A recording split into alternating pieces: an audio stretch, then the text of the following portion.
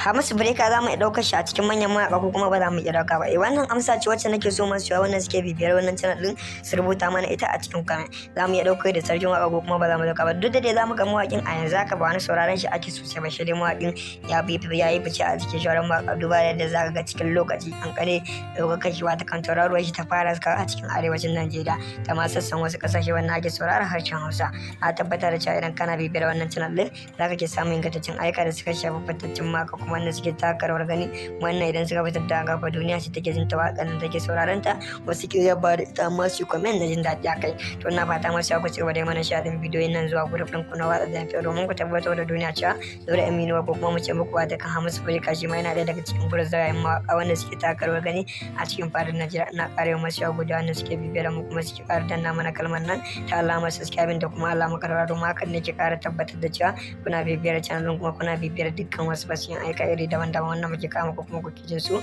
kuke jin daɗin su kuma kuke matuƙar yaba da su. Ina fatan za ku ci gaba da mun shaɗin bidiyon zuwa group ɗin ku na watsa da na Facebook kuma hakan ne ke ƙara tabbatar da cewa kuna bi. Hamisu Breaker za mu iya ɗaukar shi a cikin manyan mawaƙa ko kuma ba za mu iya ɗauka ba. Wannan amsa ce wacce nake so masu yawa wannan suke bibiyar wannan channel din su rubuta mana ita a cikin comment. Za mu iya ɗaukar da sarkin waƙa ko kuma ba za mu ɗauka ba. Duk da dai za mu ga mawaƙin a yanzu haka ba wani sauraron shi ake sosai ba, shi dai mawaƙin ya yi fice a cikin shawarar mawaƙa duba da yadda za ka ga cikin lokaci an kare ɗaukar shi wata kan tauraruwar shi ta fara a cikin arewacin Najeriya da ma sassan wasu ƙasashe wanda ake sauraron harshen Hausa. A tabbatar da cewa idan kana bibiyar wannan channel din za ka ke samun ingantaccen aika da suka shafi fitaccen maka kuma wanda suke taka rawar gani, wannan idan suka fitar da gafa duniya ce take jin ta waƙar da take sauraron ta, wasu ke yaba da ita amma su comment na jin daɗi akai. To ina fata masu ku ci gaba da mana shaɗin bidiyoyin nan zuwa group ɗin ku na watsa da domin ku tabbatar da duniya cewa Nura Aminu ko kuma mu ce muku wata kan Hamisu Breaker shi ma yana ɗaya daga cikin gurzayen mawaƙa wanda suke taka rawar gani a cikin fadin Najeriya. Ina ƙara masu yawa guda wanda suke bibiyar mu kuma suke ƙara danna mana kalmar nan